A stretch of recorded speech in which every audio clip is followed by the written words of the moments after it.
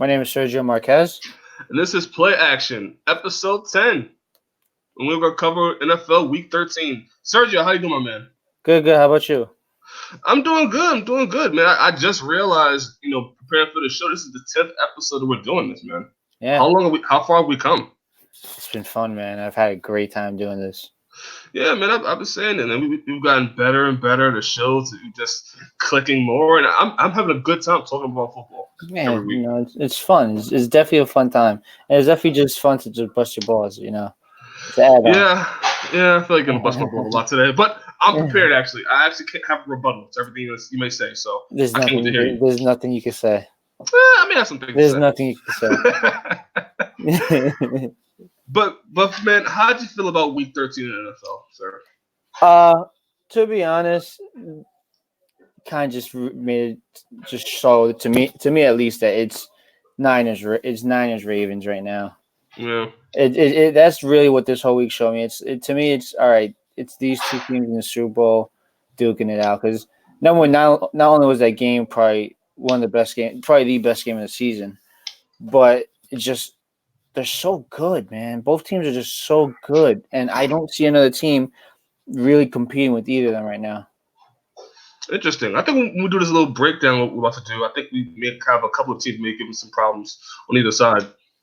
You know what it is though? It's just like this was the first time for both sides, besides their loss, and even in the losses, they were throwing up numbers that they were actually struggling on offense at least a little bit. Like it was a 2017 game. It was literally the Niners kept Lamar Jackson at 17 points. We haven't seen that in God knows how long, especially and look at the teams he's been facing. He was carving them up.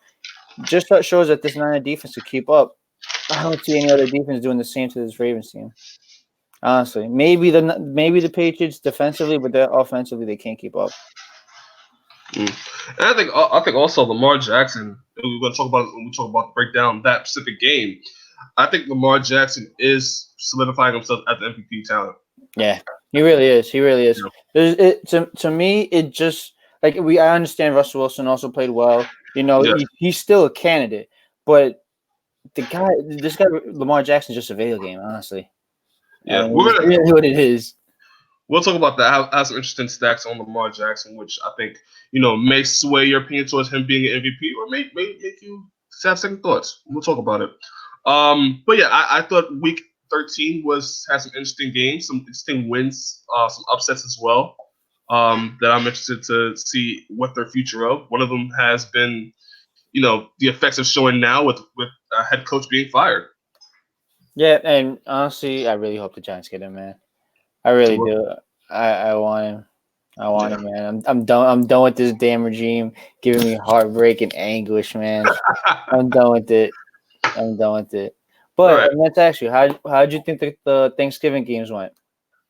I thought Thanksgiving games went. I didn't even ask you. How was your Thanksgiving, sir? Same old. Had a little turkey. Little turkey, little football, little gravy, man, and a little bit of beer. Nothing crazy. A little bit of beer. Yeah. I may have indulged a little bit more than you. Fried turkey. Nah, I've been dying to try it. To be honest with you, I've heard great things. Dude, you haven't lived until you have fried turkey. My cousin did that before. I think he did it 2 years ago, and he was telling me about it. And I was like, man, I haven't heard about it until he told me, and then I was like, I gotta try this thing, man. Like, you definitely gotta indulge yourself, sir. Oh man, I'm living a blind life, man. This feels like. Well, you're a Giants fan. Your expectations are always low. Anyway, so the watching football on Thanksgiving was interesting, man. It wasn't. The game's gonna blow my hair back. I think the standout game was the Bills versus the Cowboys, which we're gonna run down the score in a second. But I thought this year of Thursday night Thanksgiving games for football, I thought it was could be better. I mean, as a Giants fan, I was extremely happy to see the Cowboys lose. Dak sucking again, like always. But we didn't talk about it. And then I was actually surprised, to be honest with you. I thought that the Lions were going to win. I really was very confident with that because what is there to believe in the Bears? You know what I mean? I mean, they came out and got the job done, to be honest with you. And then, obviously, Saints getting a little revenge against the Falcons. Yeah. Came out, played better. it's just still, man, it wasn't a dominating game in my opinion, which kind of just tells me more leaning more to the Niners. But Mm.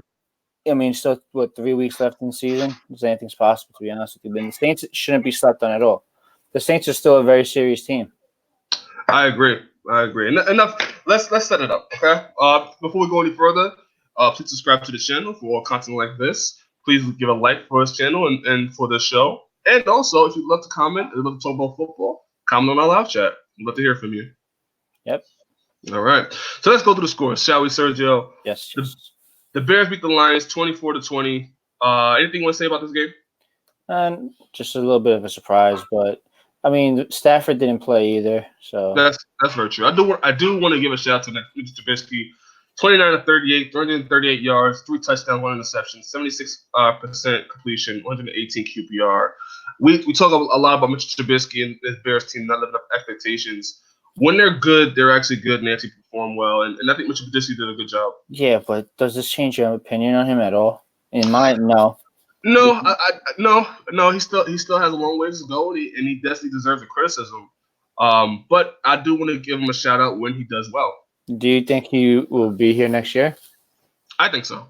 I don't know, man. This is such a bad, disappointing season. He hasn't played well. One good game isn't really going to he had 1, 2, 3 good games at most. Yeah. And, it's just the reason they have their record is mainly because of their defense. He hasn't really done anything. Even last year it was based on the defense as well. Yeah, you're absolutely right. And I wouldn't be surprised if the Bears are maybe looking for a quarterback, honestly. Would not be surprised. Maybe. I just don't think it's time to give it to Trubisky just yet. I think give him one more year and let's figure it out from there. If it's still a recurring thing, then yeah, I agree that maybe you gotta move on. But I think Trubisky is one more year. We'll see, man. We'll see. The Bills beat the Cowboys, like you alluded to, 26-15. What you want to say about this game, sir? I know you have a lot to say about the Cowboys. Oh man, thank God the Bills are there, man. I fucking hate the Cowboys. I'm so happy Dak left that stadium, not able to celebrate and be happy on Thanksgiving. That makes me happy. You know what? It's interesting because I live in a family with Giants fans. I eat amongst Giants fans, and to watch them celebrate while the Bills crush the Cowboys, it was interesting because there's one thing to say, okay, it's the Cowboys. You hate the Cowboys lips. This is still a New York team when you think about it. Yeah, it's still a New York team. So your Giants is not doing well, but the Bills are doing well. But if you still root for the Bills, even because it's against the Cowboys, it's a very interesting dynamic. Absolutely. I'm part of Bills Mafia when they're facing the Cowboys, man. Oh man, you don't understand. When I saw the final score. I saw that the Cowboys were done. They were playing like shit all game, to be honest with you. It's a terrible game, in my opinion. I thought so, too. I was just like, thank God that Jerry Jones is going to be pissed off the rest of the day. Thank God Dak Prescott's going to be pissed off the rest of the day. Thank God Jason Garrett's on the hot seat. He's about to get fired. Just makes my day. Makes my whole – I was more happier when I saw that game was over and it's 100% confirmed they lost. I was like, thank God, where's the turkey, man? Really Yeah, I mean, the highlight for me of that game was my uncle yelling in my face about the Bills being the Cowboys. I'm like, aren't you a Giants fan though? Like you New Yorkers that come to being a Giants fan, you guys are so fickle. Like you guys, never mind that this is another New York team in your area, and never mind that. You hate the Cowboys so much that you will ride and die on either the Bills or the Jets to get things done against the Cowboys. Absolutely. Because your team can't. You're damn right. As long as the Cowboys lose. You're damn right. If the Cowboys lose, I am happy, man. Yeah, the Bills did a good job covering Ezekiel Elliott. Josh Allen went 19-24, 231 yards, 1 touchdown, 79% completion. Did a good job. And he ran for a touchdown as well. So I thought it was pretty good. The Saints beat the Falcons 26-18. Not really much to say there. I'm not really impressed with the Saints lately. I think they're still trying to find their groove with Drew Brees back. I agree. It seems like they're sputtering a little bit, but I mean, they still have Michael Thomas who's still going off. He's still a threat. He's gonna. It looks like he's gonna break the single season reception or catches. Yeah, and it's the guy's just a motor, and they're gonna figure it out. To be honest with you, you can't have talent like that and not figure it out. You know what I mean? Like they're gonna be fine, especially with Payne at the helm. Breeze still running the show there. Yeah, it's not gonna be a problem. This is probably just a little dry spell basically for them, and the Falcons, man. It's the Falcons. They always play them tough, So come playoffs, they're going to be fine, and they're legitimately. I mean, I like the Packers as well, but the Saints are probably the biggest threat to the Niners. I agree, and to the Falcons, I again, it's one of those things where hopefully they figure out next season and get it together. They showed spurts this last couple games. Yes, they did. Yes, they showed spurts that if they figure it out, they could be a really good team, which we expected this year. Going into the year, we expected to how they played the last 2-3 weeks is what we expected all year from them. Yeah, especially when you pay Julio Jones a lot of money. Exactly. He's one of the best wide receivers in the league. You have such talent, so you expect, but I mean, it's good to see that they still have it. They just need to be more consistent with it going into next year. Which again, it's gonna be a little tougher with Matt Ryan being a little older now. It's starting to show that maybe I wouldn't be surprised if this draft, because they're going to probably go after a quarterback, because the one they had behind them, they just used him as a utility player, so they're not going to really keep him there. Yeah, I mean, Matt Ryan is not getting any younger. And again, you have Julio Jones there, who's probably one of the dangerous weapons in the NFL in terms of the best wide receiver in the league. You got to use that, man. You're absolutely right. The Bengals beat the Jets 22-6. Not really much to say there. Bengals get a win. Thank God, that's a funny one though. Yeah. That's a funny one, to be honest with you. Yeah. And you lost to the Jets. That's the funniest part. And we lost to them too. That was last week. Okay, we're past that now. Which I knew you had that because you didn't have a show last night. You had that in your back pocket, just waiting to the show. Oh man. The Titans beat the Colts. You gave me shit for losing to them.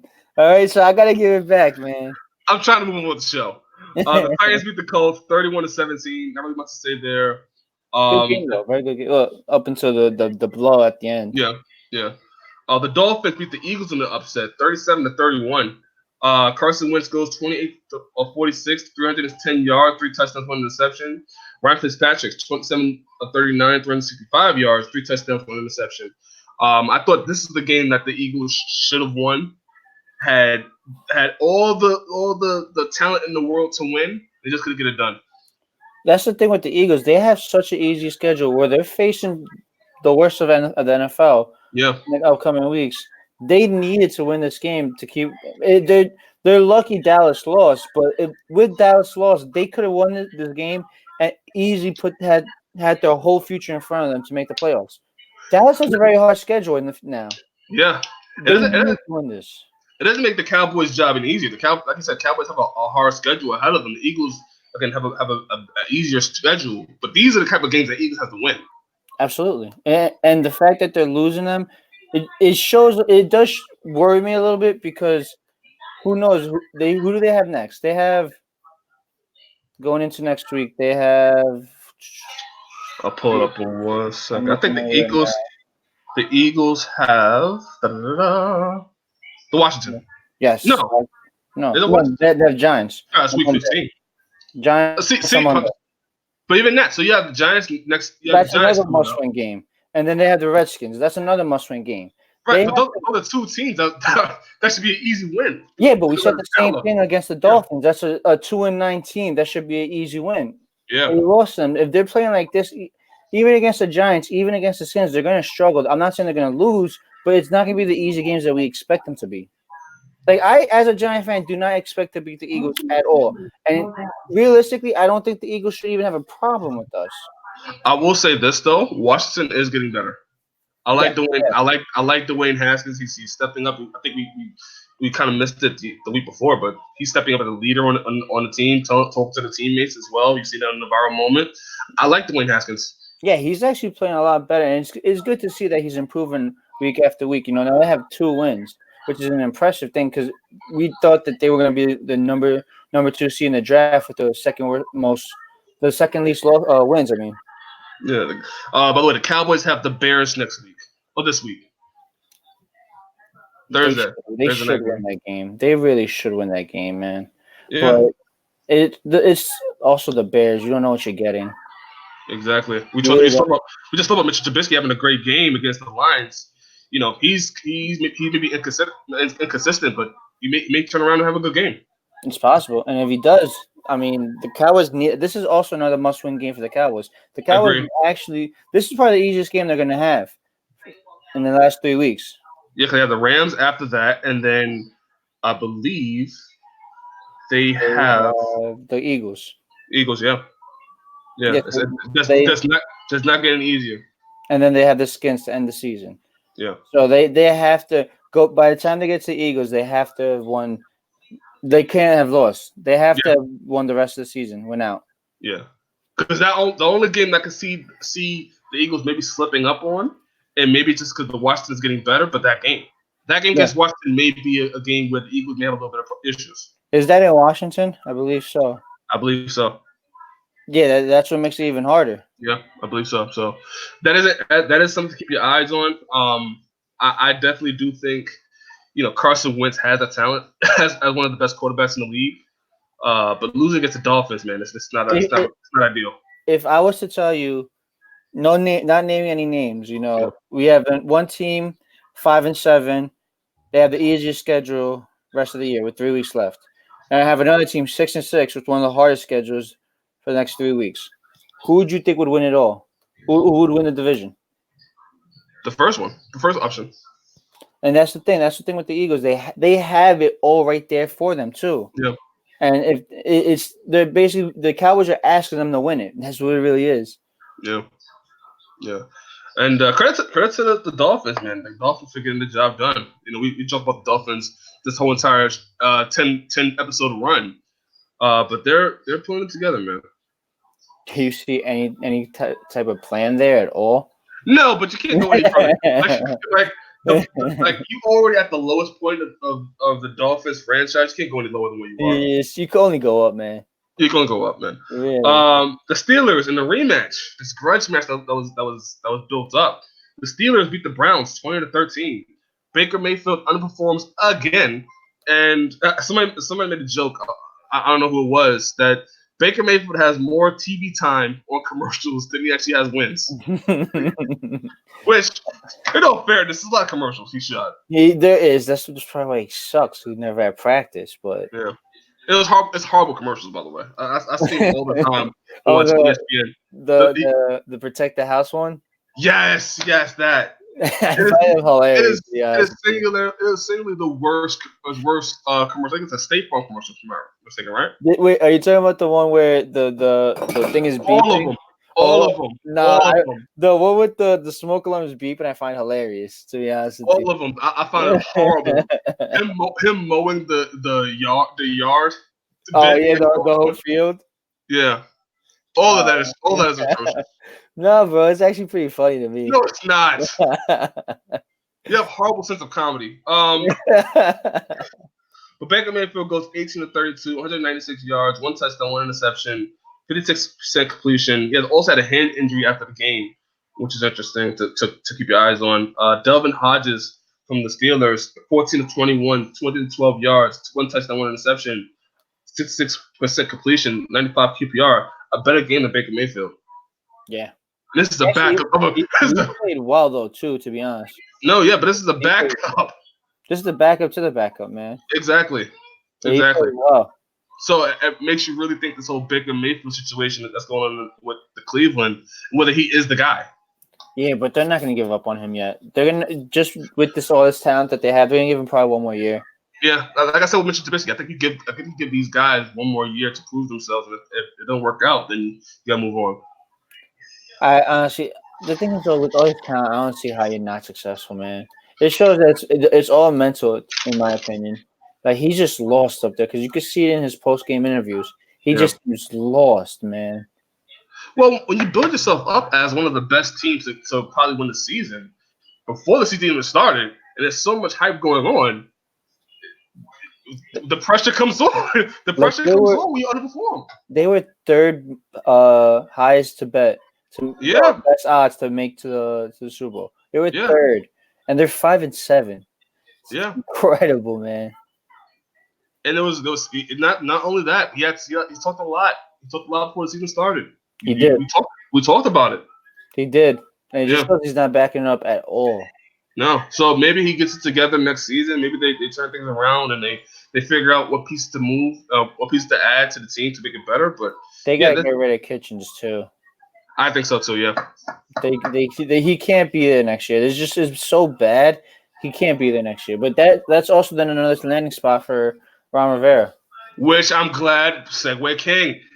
Washington beat the Panthers 29-21, but the big story of this is Ron Rivera being let go.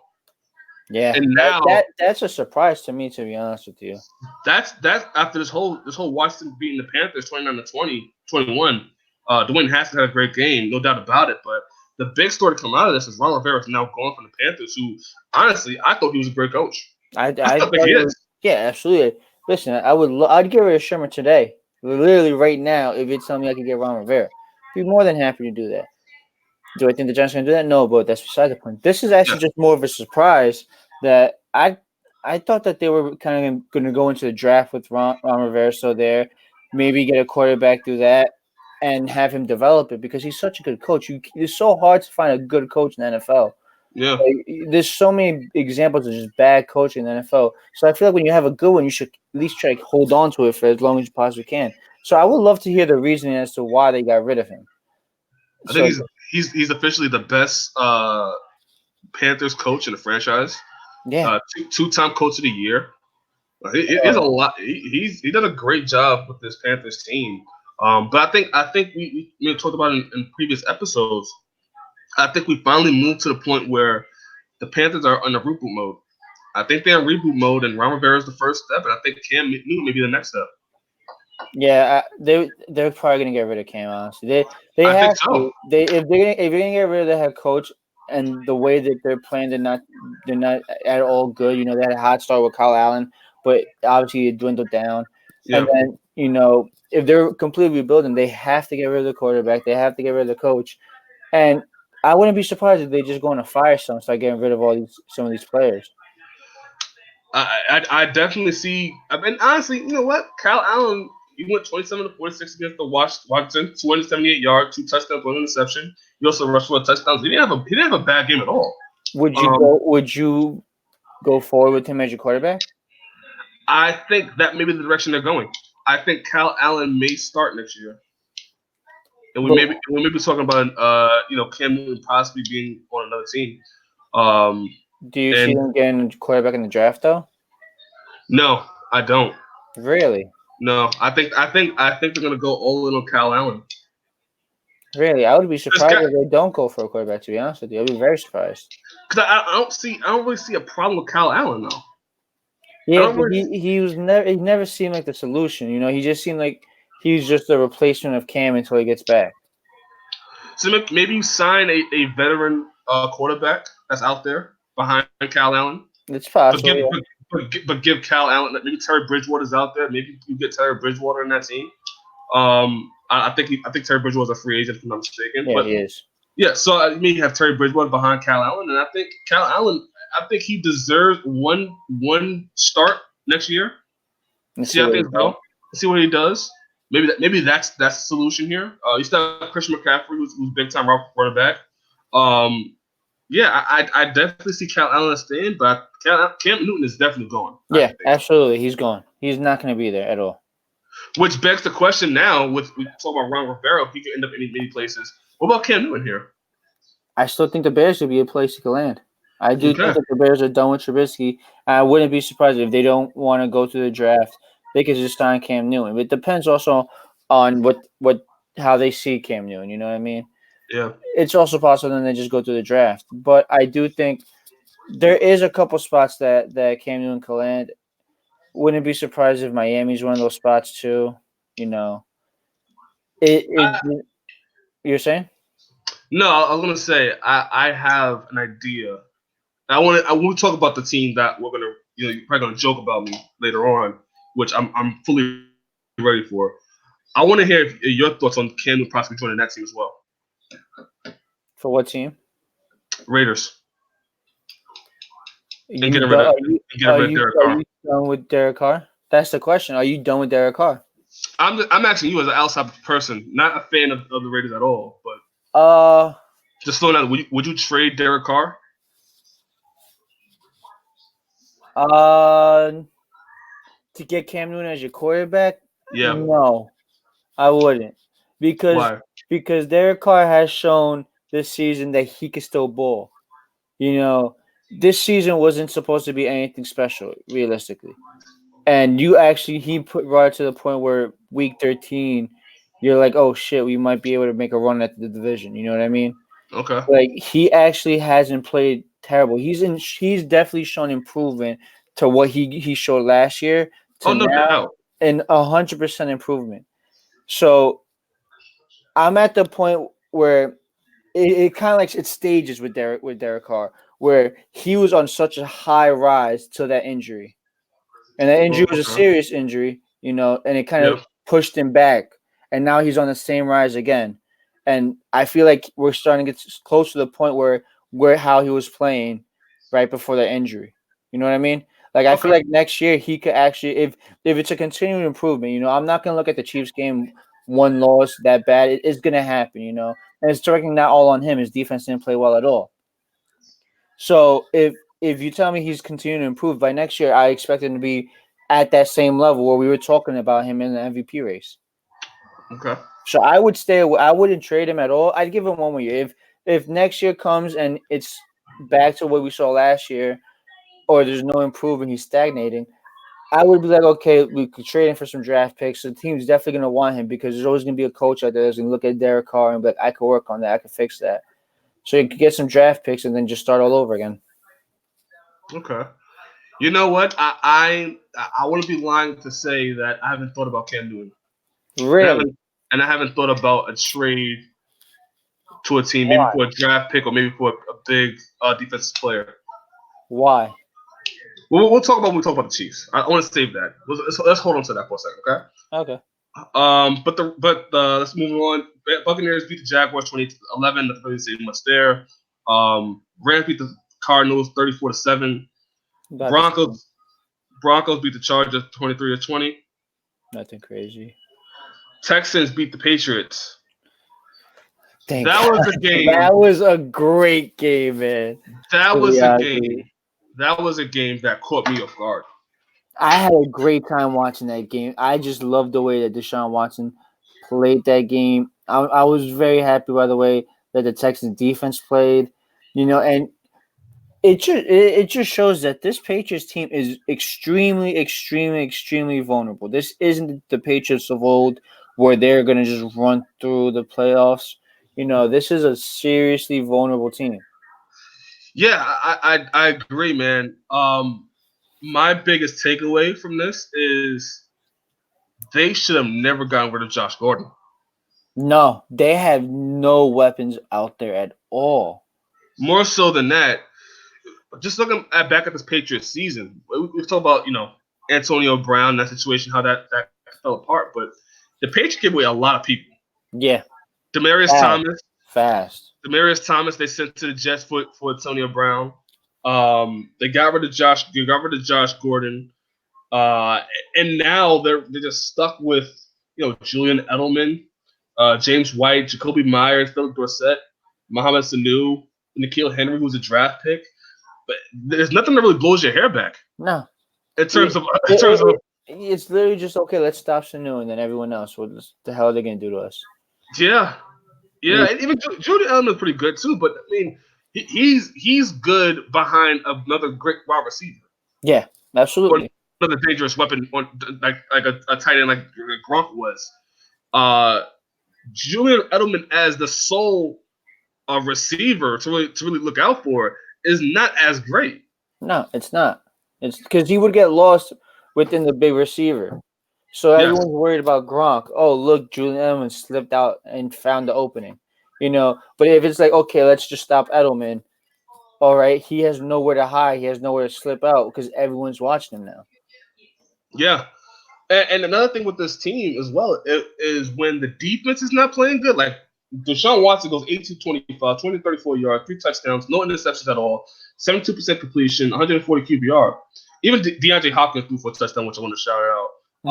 But when that defense is not playing at the high level, man, is it a lot easier to beat the Patriots. Very easy, and that's the thing.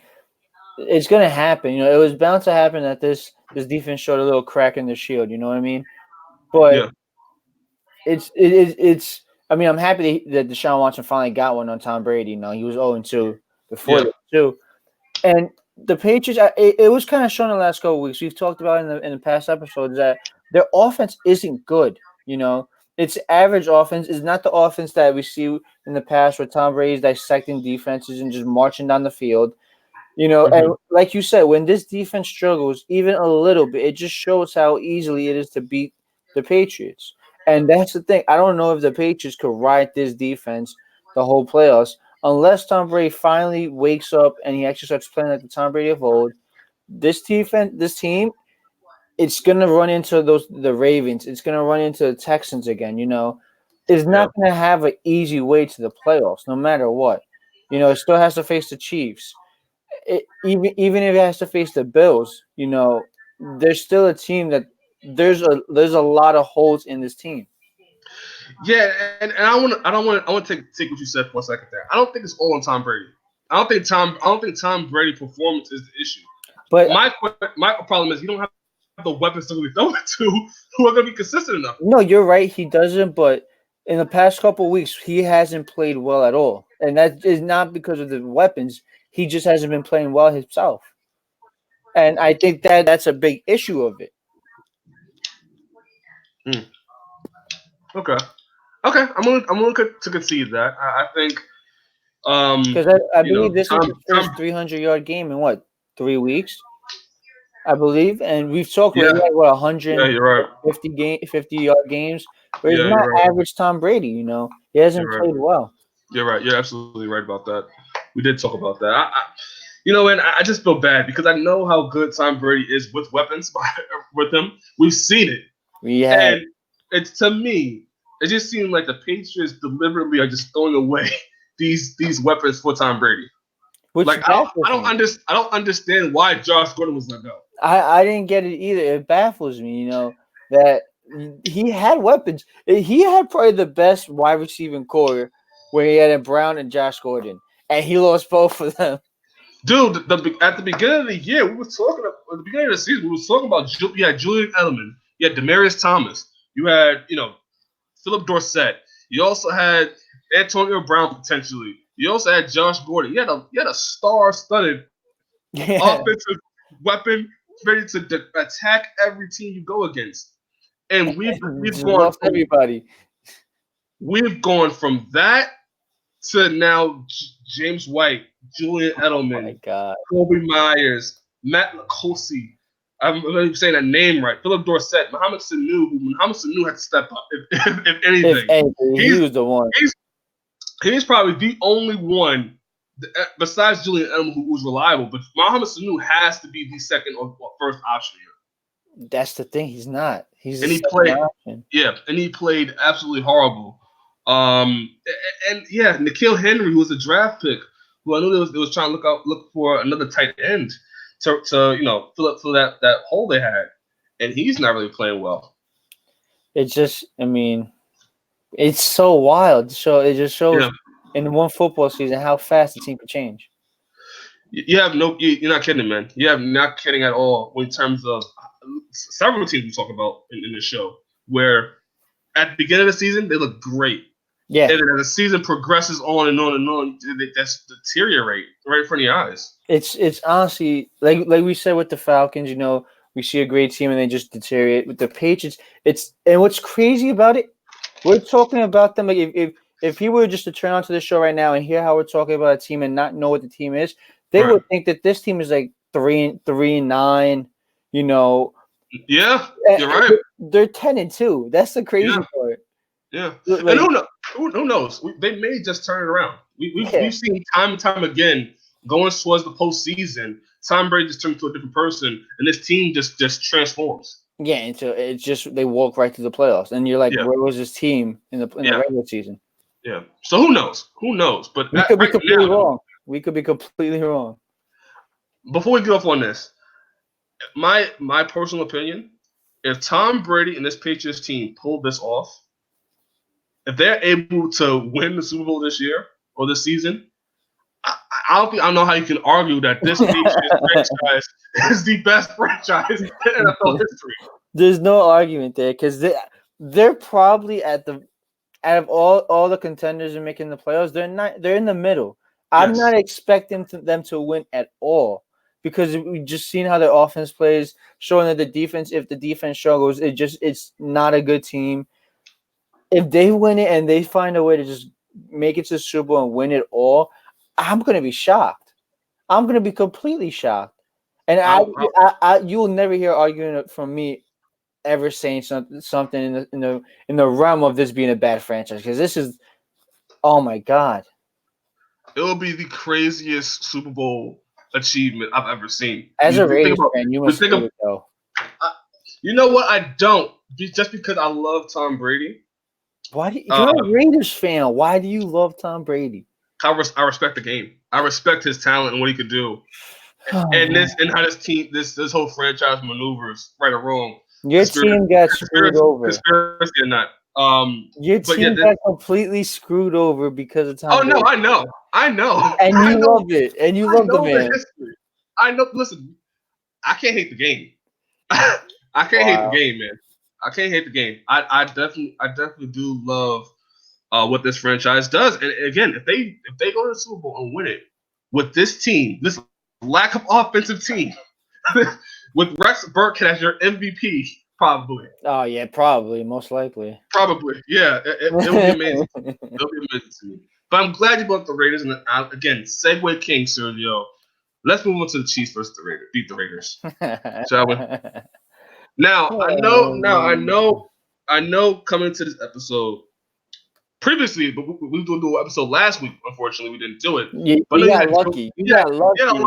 You had a lot to say about the Ravens. I had just being the Raiders. Much to say, man.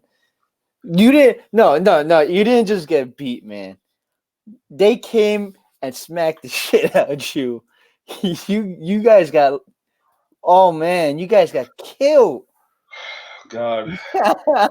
Don't try to hide your face, man. Don't try to hide the shame. Usually I do a solo set on you and talk about the Giants. So let me change this around. There we go. Go ahead, talk shit. Yeah, put your shame on camera. Put your shame on camera, man. Yeah. Just understand that you lost to the Jets badly. To seeing Ghost Sam, he was throwing dimes all over the place. And then you face the Chiefs and you scored a total of 12 points. Think about that. And gave up 80 almost 80 points. Damn, wish there was alcohol in this cup. I wish there was alcohol in this cup right now.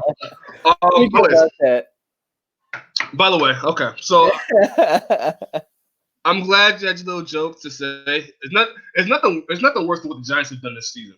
Can we agree on that? Yeah, but when we lost to the Jets, we only lost by 3 points. We lost by the amount that you. All right, man. Okay. All right. Now, here's my defense. Just like we talk about Tom Brady, who are the Raiders' weapons? No, they don't have any besides your running back. And the running back is sometimes questionable. But he's a rookie. He's a rookie. Yes, he's a rookie. So that is the leeway I'll give him. But even he has made some decisions where he'll fumble the ball and whatnot in a game. Let's look at this team. By the way, the Chiefs beat the Raiders 40-9. Who gives a shit?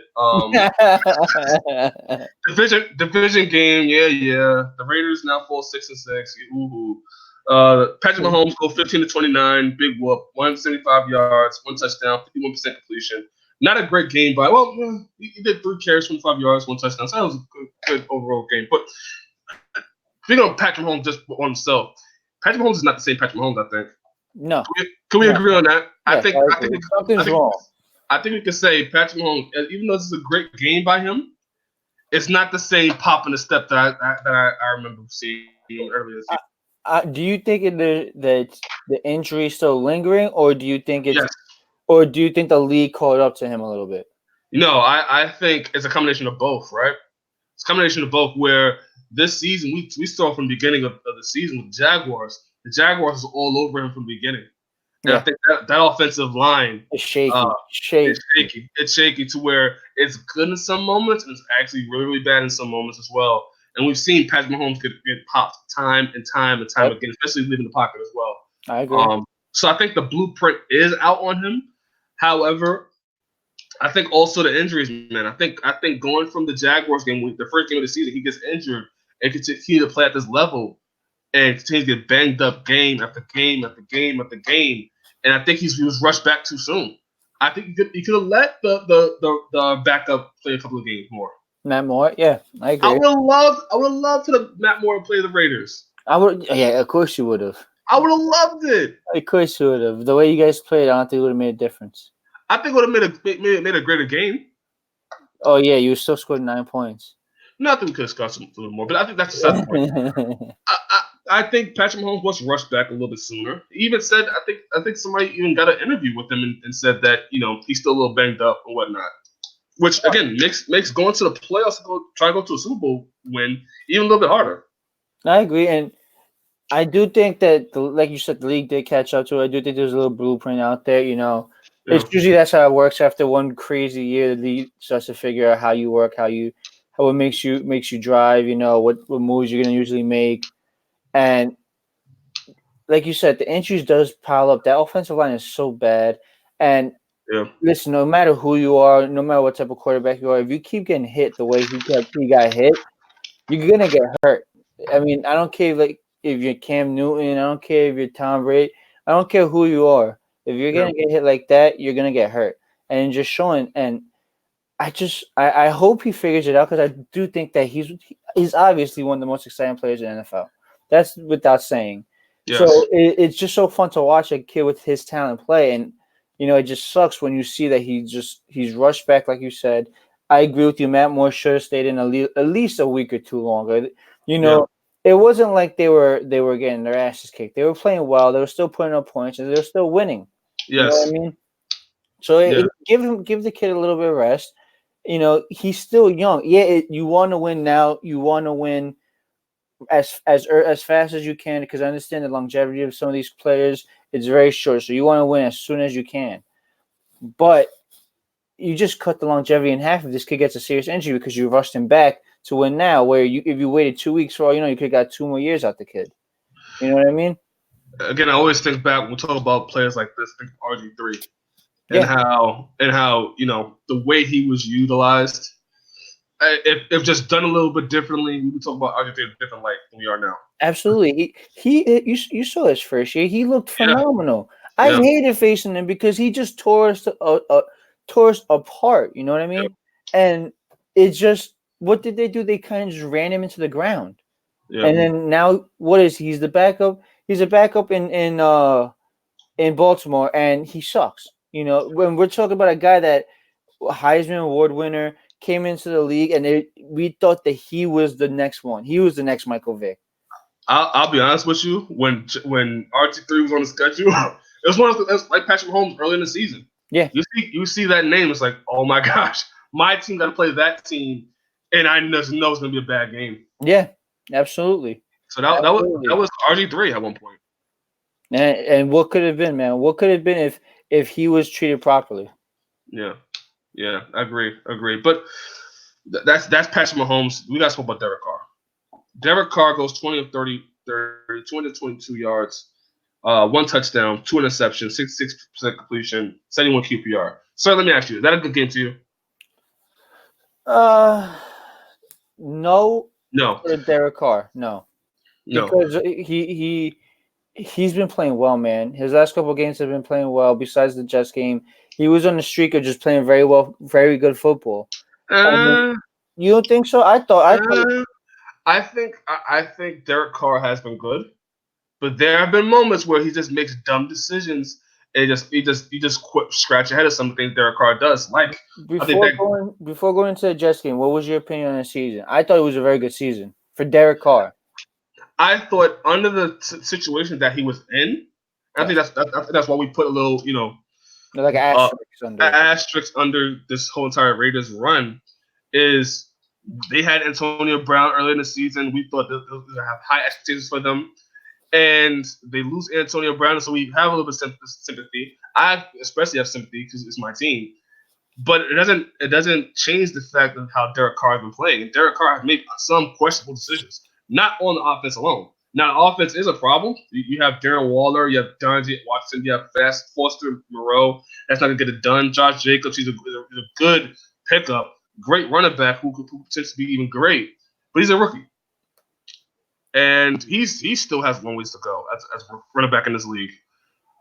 But Derek Carr has made questionable decisions like him running in the end zone and going out of bounds and fumbling the ball, or overthrown passes that should have been easy, or there's a whole bunch of Derek Carr things, the interceptions that shouldn't have been interceptions. A lot of things that Derek Carr is not against, bad offensive line either. No, it's not all on that. The Raiders have a great offensive line that protects Derek Carr more so than not. Like he I think he's ranked 28th in QB sacks. Yeah, he's only been sacked 18 times. That's pretty good. That's really good. That's pretty good. But he's just not getting the job done. And compared to last year, he's a lot more reserved. I will give him that. He's a lot more reserved. He doesn't throw easy picks. He's being careful with the ball. He's very careful with how he utilizes the ball. But it's not better. You don't think it's better? It's not. I don't see any improvement. The only improvement is he's taking care of the ball well in certain areas. Like he's relying more on his running game with Josh Jacobs than utilizing his passing. You don't see, to be honest, from last year to this year, I see a much improvement. I see him make. In what area? I seen him make better throws this year. I've seen him read the defense a lot better this year, like you said. With that leads to the protection of the ball. I've seen him also make better throws in general, or just the placement of his balls has improved compared to last year. I think that is due in part because of Josh Jacobs. I think nothing against. I know it has to do with the fact that he has a good running back and he has a very good O-line, giving him the time to do that. But he's making better. Like last year, like you said, it all comes down to he's protecting the ball. Last year, the first guy he saw open, or a slimmer of hope that he's gonna be open, he throws the ball to him. This year, he's actually looking at his first option, his second option, his third option. He's reading offense well. He's reading offense well. I give him that. That's the improvement that he's doing. That he's not making those stupid plays anymore. Not as much. He's still doing this in aspects. He is, but he's cutting it down now. It's not. Last year, it was literally every week we and you would talk, and it would be, yo, this guy's doing another stupid play. Yo, this guy's doing another stupid play. Literally every week. Was it not? Right. This year, it's more every 3-4. Maybe to be honest, I've only seen him have really 2-3 really bad games. Really? Yeah. That I'm just like, wow, this is the same Derek Carr last year. That I saw no glimmer of any improvement. See, you say that, but I also think being too conservative is also an issue. You want him to take some risk and pull the trigger sometimes. Yes. Okay. Yes. You want him to be selective with it, basically. Say it again. I'm sorry. You want him to be selective with that. So whenever he feels like he needs to just pull the trigger. Yes. Go for the play. And he takes risks, but in the wrong way. So like he'll take risks by running into the end zone and dropping a fumble. Or he takes a stupid risk when there's no need for it right at that moment. Yes, but there's times when I'm like, okay, you thrown some slant passes, you thrown some short passes. Okay, I want to see you use your arm here. You have the protection in the pocket able to throw the ball, and we're just seeing those slant routes. So you see you throwing short passes. We gotta move this ball down the field. No, I agree. We gotta convert in the red zone. Like there's certain things that I want to see Derek Carr do, and he just hasn't done this year. He's not saying he's not doing a better job this year than last year, but he still has a long way to go. Like we said, to be that MVP caliber person that he was. So, but would you be more happy with Cam Newton? And I'm glad you brought that full circle. You know what, man? I'm really thinking about it. I'm really thinking about what Cam Newton brings to that team. I'm thinking about, okay, if Cam Newton is healthy, if Cam Newton can stay healthy with this offensive line, which is really good. Yeah. Richie And Incognito, he'd have good protection. I agree. Richie Incognito deserves some praise as well. I want to talk about the bright spots as well. Richie Incognito is really good. Max Crosby is a great get. Very He's good. been really good. Josh Jacobs, like we said, a great running back. Could potentially be even greater. That's good. The pieces are there for him. And the pieces are there. For that part of it, the offense, the pieces are definitely there. With a Cam Newton who can run out of the pocket, he has an arm, who with pass protection, I think could be dangerous. Yeah, I'm thinking about it. I'm thinking about a person that has been proven, that was once an MVP, that was once in the Super Bowl, that knows how to get things done with pass protection, with weapons we could look for in the offseason. Yeah, I'm thinking about it. I am thinking about it. And I'm thinking if Derek Carr, if we were to think about Derek Carr move on, let's work on defense a little bit more. So then, but this all really relies on what he does the last 3-4 weeks of the season. Yes, because if he could go out there and absolutely dog and just start putting up numbers. I don't see that happening though. No, but I'm saying he could do that, and you could be like, all right, you know what, screw Cam Newton. You know, it really all depends on how he does it. I agree. If the next couple weeks, like in the last few games, he plays terrible, they're gonna start questioning him, and they're gonna probably start, if not to do it, but at least look out there, see what the options are, and see what they want to do.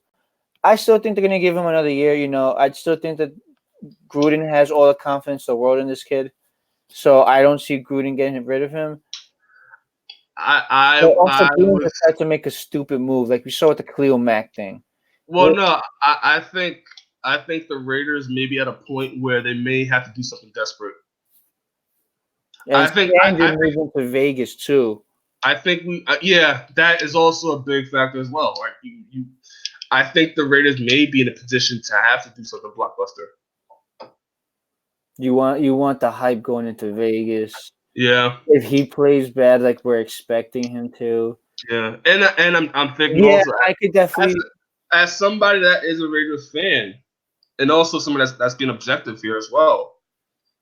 If you have Cam Newton, who's able to have pass protection with this great offensive line that can be even greater, which Richie Incognito, like Crosby, Max Crosby, Josh Jacobs, like these are great pieces that are bright spots in this Raiders organization. You know, Keelan Dawson, somebody I talk about who can potentially be something if he develops well. Darren Waller, I'm not ready to give up on him just yet. They have some bright spots. No, they do. They do. If you trade Derek Carr for, let's say, a draft pick or for draft pick next couple of years going into the year. You know who I could see getting? You know who I could see doing that trade with you? Who? The Patriots. Yeah. Yeah, I could see Belichick loving Derek Carr. I'm glad you brought that up because now I look at when just preparing for this show. I think about Derek Carr and what he's done. He's gonna be 29 next year. I'm looking at what they can do in the offseason. I'm thinking about wide receivers who can help this offense out a little bit more because you have a great offensive line. I'm looking at AJ Green. I'm looking at Emmanuel Sanders, who's gonna be a free agent. I'm looking at Randall Cobb. I'm looking at Geronimo Allison, who I think could be a great get. I'm looking at potentially Josh Gordon. Yeah. I'm looking at Philip Dorsett. I completely agree. Agree. I'm looking at these Devin McCourty. Mm-hmm. There is people out there that if you put Derek Carr on the market, they would jump at the chance to get him. And if you're telling me they have to give up a player for him, they even go faster. Devontae Parker, the Miami. The Dolphins have a club option on him, but if you can make that trade work, that's another team that would love to get Derek Carr too. Exactly. There's teams out there that if you really say, "Listen, we're trying to get rid of Derek Carr, come get him," I can promise you now they'd have maybe 10 teams offering them something. And if we have Cam Newton, who has pass protection, who I think could still have that MVP type talent. Yeah, man, I'm not going to lie to you and say I'm not thinking about Derek Carr being traded. I don't know, man. That's I see it. I definitely see it, and I do definitely understand it. And the way you explain it, I wouldn't be surprised if it happens. I see the landing spots. I see the multiple landing spots. And I can see what you could get back, and it's a pretty even trade. And even you bringing up the Vegas situation, I didn't even think about that. Yeah, that's a big one next year. You have to have some hype going into it. Yeah, and depending if you have what 6 wins this year. If you go into next season 6-10, you're not going to have any hype, especially depending on how Carr plays. You're not going to have any hype. It's going to feel like you guys are just another bad year, continuing the how it feels, just terrible football in Oakland.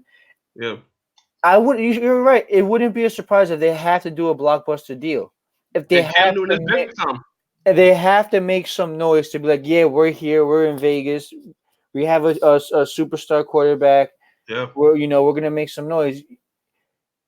But then also, if Carr doesn't have a bad end of the year, I wouldn't be surprised if Gruden's like, okay, let's give him one more year. If he sees improvement, it's also really has to do with what does Gruden think of Derek Carr. That's really all it comes down to. I think you're right, but I think the bigger picture, like we said before, is Vegas is right around the corner. And this team, Derek Carr has been on this team for enough time, right or wrong, there may be a time to move on. And maybe the time, okay, we have to try something big. We have to try something. We have the pieces. We can add more pieces to it. But I think we need a quarterback who is not just going to be conservative and do the right thing to keep you alive. The person that's going to make chances that, and this offensive line could run out the pocket and make things happen spectacularly. Yeah, I'm thinking about Cam Newton. Man, I hope you don't get him because that means your team's better, and I don't want to be happy. And if we could get Devontae Parker, or we could make a trade for Devin Cordy, who could help us with that defense, and get Philip Dorsett in the same time. Yeah. I hope you don't do that, my man. I want you. Listen, man. Listen. You want me down? You want me being down like you, huh? Yeah. It's lonely down here. I don't want to be alone. No, I'm trying to get out. I'm trying to get out. I don't like it now. I hate it. 2 weeks. 2 weeks have to go back. Yeah, but I'm stuck here for at least another year, man. Okay? So I'm stuck. I have no other choice. There's literally nothing that can happen there. Like, you know how they say there's a bright light at the end of the tunnel? Well, right now, I don't see the bright light at all. You do. No, my light is dim right now. It's a little dim like the light I have in my house right now. But yeah. All right, man. Moving on. Seattle beats the Vikings 37-30. I love this game. I did too. It was a very good game. I love this game. But it just shows that the Seahawks are a good team too. Yes, and I want to take it back what I said before. I talked about the Russell Wilson not having the weapons. I think when the Seahawks show up, their offense is pretty damn good. I agree. I completely agree. Their offense is pretty damn good. Metcalf is a monster too. Yes, and he was a big dude. Okay, so let's go through it. Russell Wilson goes 21-31, 240 yards, 2 touchdowns, 1 interception. That interception, it shouldn't have been a thing. 67% completion, 98 QPR. A really good game for Russell Wilson. And this offense, man, I just looking at this offense and the moves that they made throughout the season, we don't give them enough credit, man. They go out throughout the season. They get Josh Gordon, right? We talked about that before, off waiver. They also get Javon Clowney in the trade in August, right? Mm-hmm. They also get Jacob Hollister, who had a great game yesterday. Wasn't he off the Patriots? I believe so. Think so. Yes, he was. He was drafted like 2017. Yeah, I thought so. Yeah, he was on the practice squad. Moved him up. Quadrell Diggs, the safety, the guy from Detroit. Like this Seahawks team, give them credit. They've been making moves throughout the course of the season, and you're finally seeing it pay off a little bit here.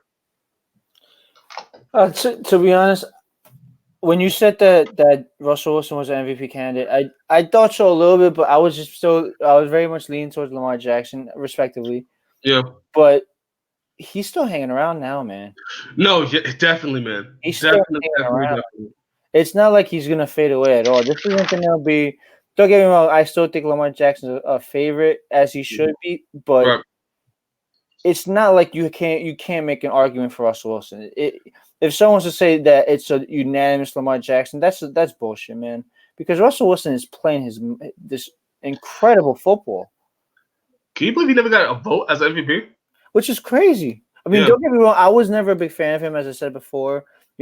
But you think he's corny. You think he's horrible. No, I gotta give credit where credit's due. And the guy is playing like he is actually a very good quarterback, unlike Dak Prescott, where you think he is. Yeah. Russell Wilson actually is a very good quarterback. Proves me completely wrong, and he's in the conversation, and it's looking like he's gonna make it a very tight race. Very tight race. Would you say he's dangerous? No. No. By the way, you see I didn't fight you on the Dak Prescott thing. He said it. I just want you to know that. DK Metcalf, who said is going to be big time. 6 receptions, 75 yards. David Moore, 2 receptions, 65 yards, 1 touchdown.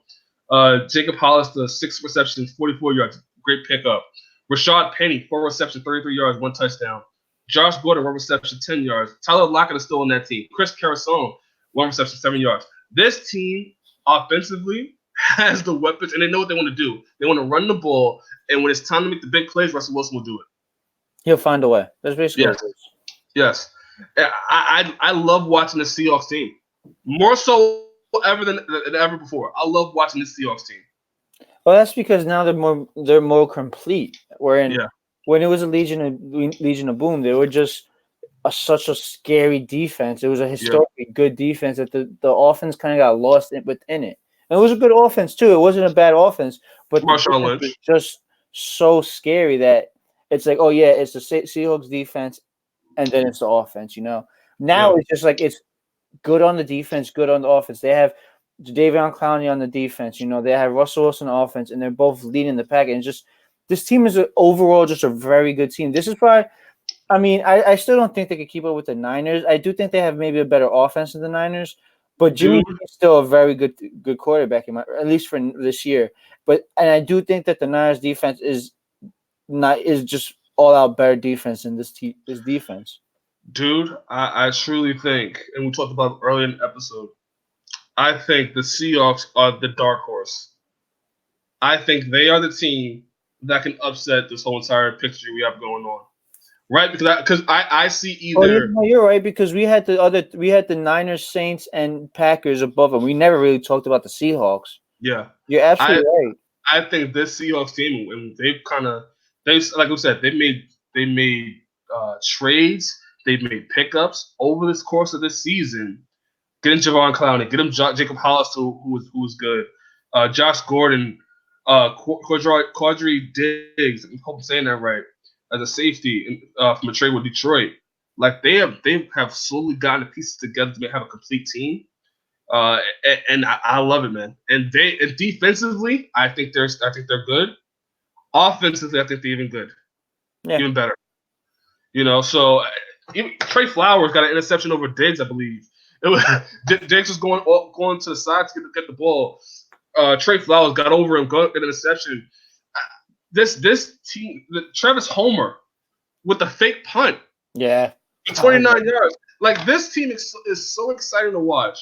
And they're completely balanced offensively and defensively. Yeah, I can see them making a run.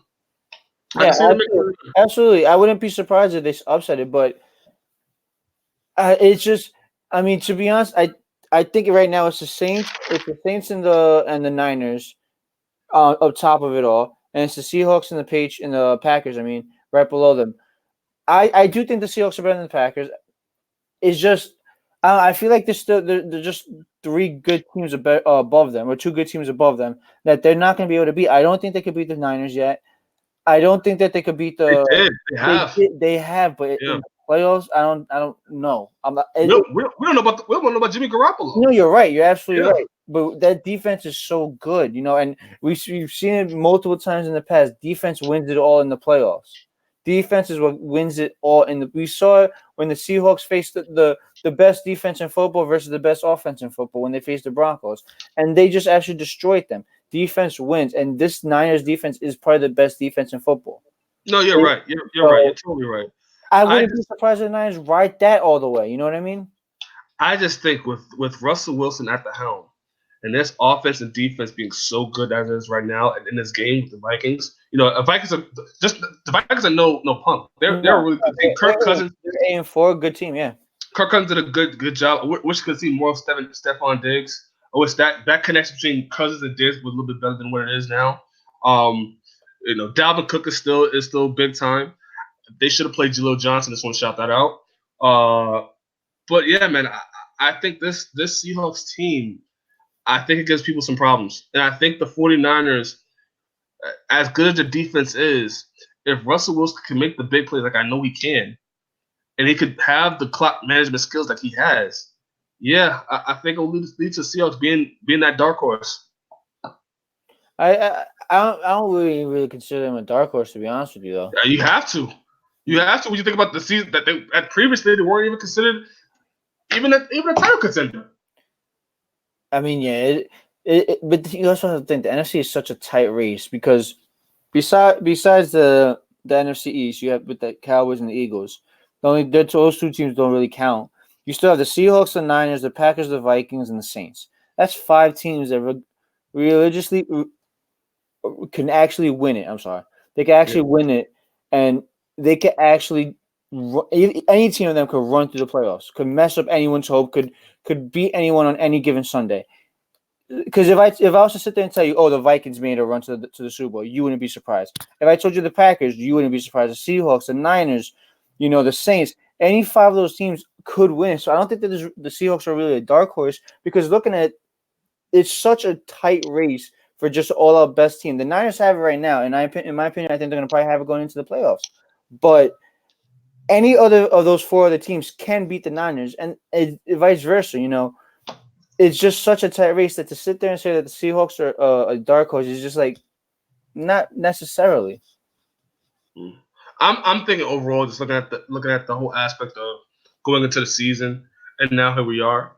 I'm just thinking of that whole entire run. I don't think nobody had the Seahawks as a big time contender. No one had the Niners either. No one really had the Packers either. That's true. Well, I think people had the Packers. More so because of Rodgers, but not because of their defense playing so well. Yeah. Okay. All right. I still call the Seahawks a dark horse. So didn't you pick them? You definitely picked them. No, I didn't. Man, I could have swore you picked them. No, I don't think so. Crazy. No, I don't think so. You love the Seahawks. You know what? I think I talked about the Seahawks being a dark horse early on as well. But that's what it must have been. Yeah, I remember you telling me something that you wouldn't be surprised if they made the Super Bowl. I remember you telling me that once before. Yeah, I think that was the same discussion of them being a dark horse. I think I've been saying it. I said it before, and I'm still saying it. There's still that team that could surprise everybody. But yeah, I'll have to go to the Ravens. Yeah. Yeah. Who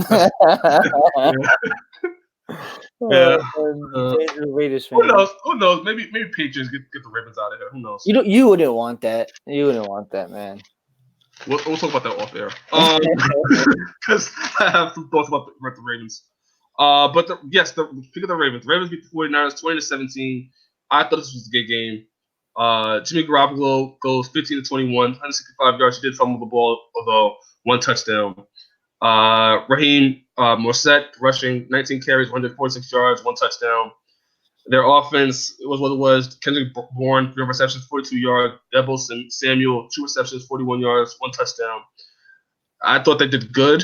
I thought they were not themselves in terms of being as dominant as they usually are, but they played against the Ravens.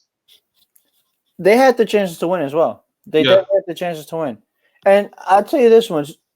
I did think that Jimmy Garoppolo did enough to win that game. I think that offense did enough to win that game against such a good team too. I think that who would have thought Morset would have had that game? No. Going to this game, you never would have thought that Morset would have been the main piece of the running game. Garoppolo did have a good game. He, like I said, he did enough to win, in my opinion. Kittle Kittle wasn't really a factor. I thought Kittle would have been a bigger factor or have at least a bigger game, and that would have definitely swayed all of it towards the Niners. Emmanuel Sanders also. It was really just showing the strength of how good this Ravens defense is. But same thing with them. This was such a defensive game.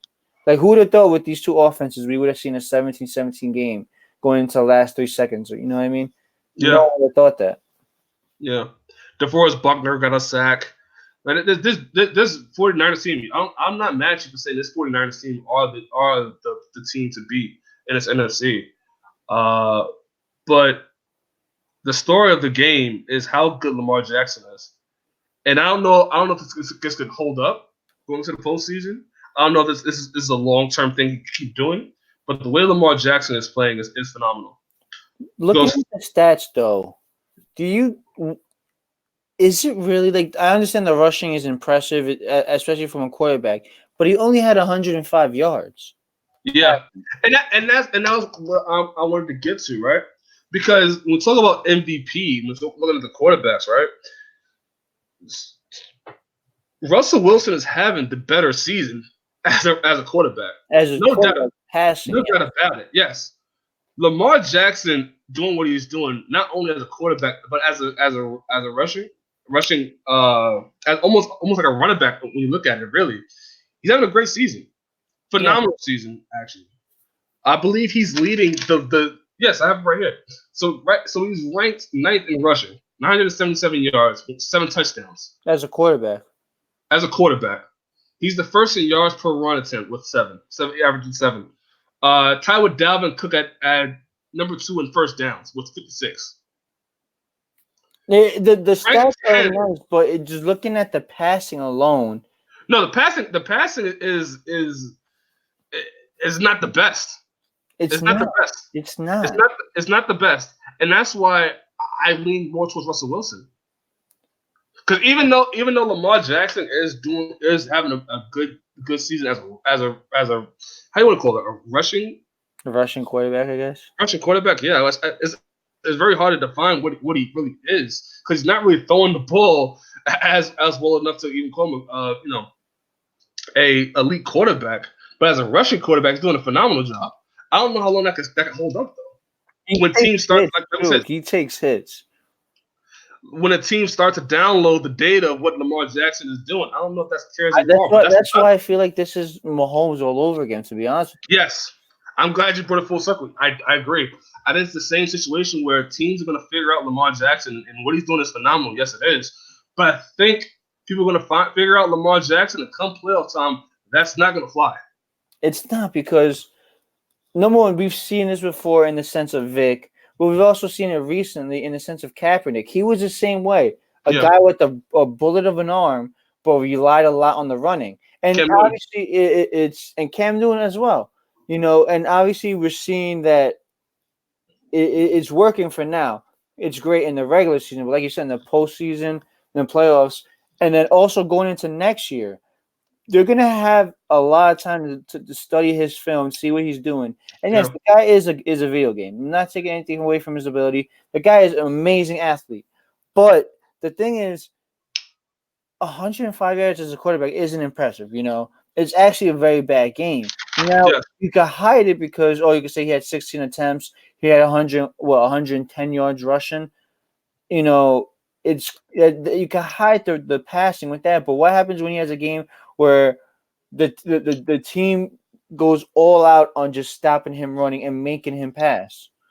I'll tell you one thing. I just my opinion.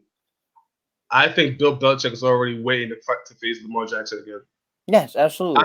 I think they are. They cannot wait to figure out how to put Lamar Jackson on his ass. But I don't even think he cares about putting him on his ass. I feel like Bill Belichick is gonna be like, okay, listen, I'm gonna stack the box completely. You gotta make a good throw. You beat me with your arm, and then I'll be happy if I lost, because then you actually beat me with your arm. Even the Bills, I think the Bills could figure it out too. I want to give credit to Lamar Jackson. Looking at his passing, right? 14 to 23, 105 yards, 1 touchdown. That's not impressive. What is impressive? What he also did rushing as well. And I think what categorizes more the rushing quarterback. But that's why I lean more towards Russell Wilson because I'm looking at the games he's having, which is only just him passing. He's having phenomenal games. No, yeah, absolutely right. It's just him passing. He has like 20 yards rushing at most. Yeah. Mark Ingram 15 carries for 59 yards. Mark Andrews 3 receptions, 50 yards, 1 touchdown. Hayden Hurst 3 receptions, 21 yards. But yeah, I think the defense held up. Brandon Williams did well. Chuck Clark got a sack. This defense is good too. My biggest takeaway from this game, and I've talked about it before. I think the Seahawks have a chance. Oh yeah, absolutely. I think if the Seahawks play the Ravens like this, with this balanced offense and defense, I think the Seahawks give the Ravens problems and the 49ers problems. Absolutely. I wouldn't push past them at all. I'm not completely counting out the Seahawks at all. I would never do that because this team is actually a good team. Do I think that the team is better than them? Absolutely. But it's not much. It's not. It's not a big gap at all. Yeah. The gap can be closed down easily, and it could go any way in the game. If you were to sit there right there and tell me the Seahawks beat the 49ers, they could beat the Ravens, they could beat the Packers, they could beat the Saints, I wouldn't argue it. I would not argue. I'll sit there and say yes, absolutely. So let me ask you this. I think this has been the running thing going on. Based on the player performances, which player had the more impressive performance this week? Russell Wilson or Lamar Jackson? I would say Lamar Jackson had the more sizzle, but in terms of looking at Russell Wilson, what he's doing as a quarterback, as a passing quarterback, staying in the pocket, creating plays, getting the job done, I will lean more towards Russell Wilson in terms of technically. But I think overall, that's why Russell Wilson had the better stats. He had more yards completely over Lamar Jackson, but Lamar Jackson also had that wow factor. Yeah. Where you're standing there watching him and you're like, oh wow, like, I haven't seen anyone do that before. Like you're taking it back. So we haven't seen anybody do it in a long time. Yeah, that's what I mean. Yeah. So I give it to Lamar Jackson solely because of the team he faced. And I think did it against. And I think when it's this conversation of who's the MVP of the league, I think the sizzle and the spectacular of Lamar Jackson will be more than what Russell Wilson is doing in terms of what he's doing technically, what he's doing passing the ball, what he's doing offensively, controlling the time, making spectacular plays, and making plays that would be impossible for other people if he's making it happen. I think they're going to lean more towards Lamar Jackson because of what he's doing and how the wow factor, like you said. Yep, absolutely, I completely agree. Which I don't think to be the case. I think Russell Wilson right now is the MVP of the league. I still gotta go with Lamar Jackson. I do like the wow factor. I do take into consideration to be able to see something like, wow, like that is incredible. But I same with the Seahawks Niners. I don't think there's a far lead between Russell Wilson and Lamar Jackson. I don't think it's crazy to say that Russell Wilson could win it. There's an argument to it. Well, they both beat the 49ers. So that's correct. That's congratulations to them. Yep. Yeah. Good for them. All right, sir. Would you like to list me off the playoff picture, if you will? The playoff picture, yes. All right. So in the NFC East, it's really just a 2-team race for the division. For one playoff spot, it's the Cowboys and Eagles, which we discussed already.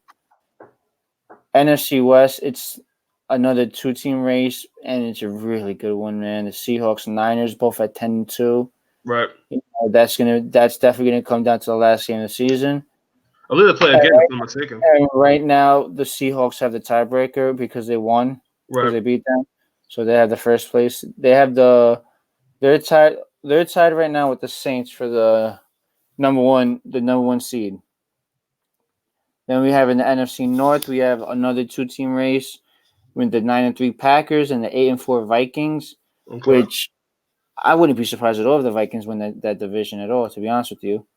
I think that the Vikings have a good enough chance to win it. They've been playing well. You know, even against the Seahawks, yeah, they lost, but they played very well. Right. You know, and then in the NFC South, it's already locked up with the Saints at 10-2.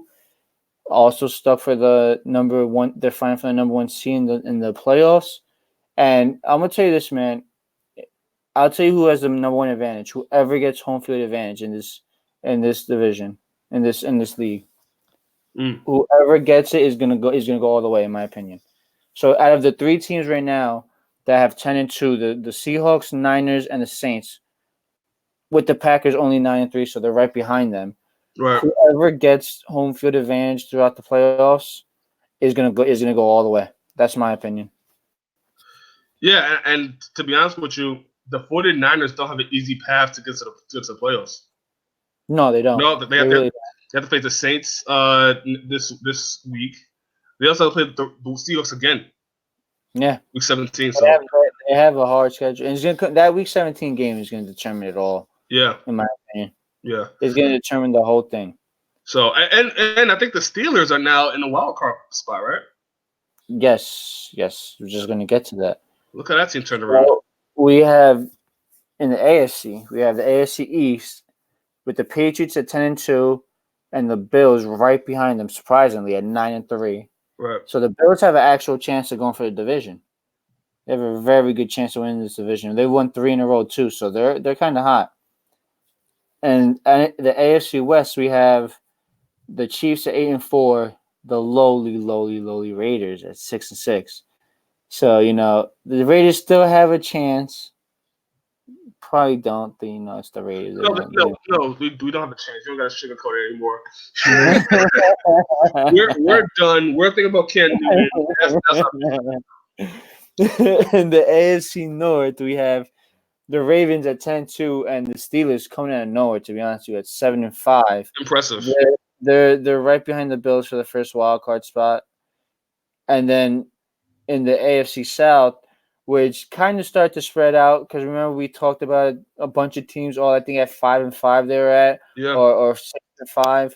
So they're starting to spread out with the Texans at 8-4 solely at the top, and then the Titans at 7-5 also making their way for a playoff push.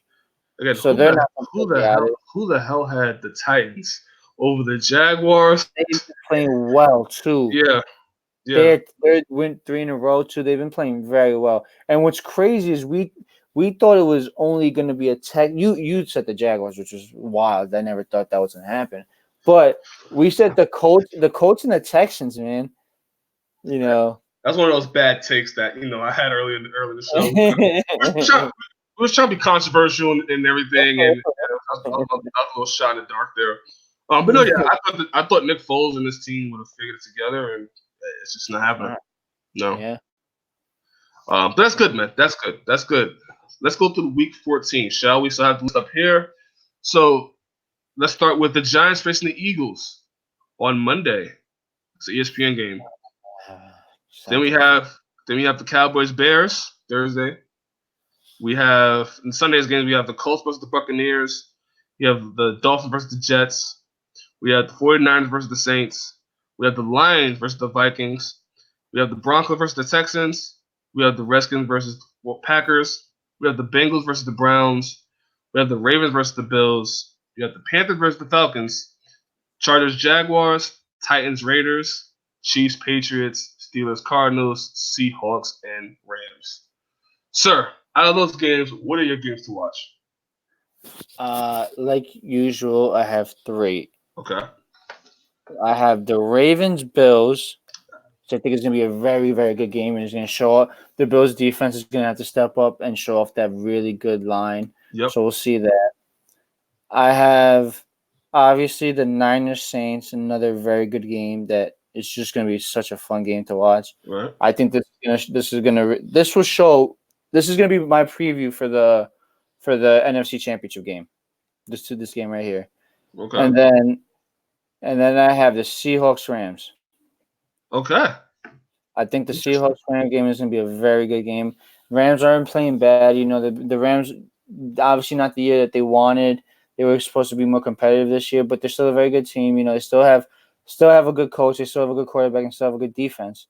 And And then the Seahawks, this is just another big game. This is another must-win game. This is another tough team that they have to face. And this is the games that you kind of want if you're Russell Wilson, because this is what's going to bolster that MVP talks with you if you start beating these top teams. I agree. My 3 games, I think I'm going to go a little bit different from you. I'm going to go with the sleepers. I want to say Cowboys-Bears. I think that's a game where we just said Trubisky came up big in this last game. We want to see more consistency out of him, and the Cowboys have to win these games. Yeah. So the games the Cowboys must win. That's an important game and for the Cowboys to win because the Eagles have the Giants. And that should be an easy one because the Giants suck. Thanks for the low blow. Yeah, got to hit you in the balls every now and then. So that's my first pick. My second pick will be Patriots and Chiefs. Okay.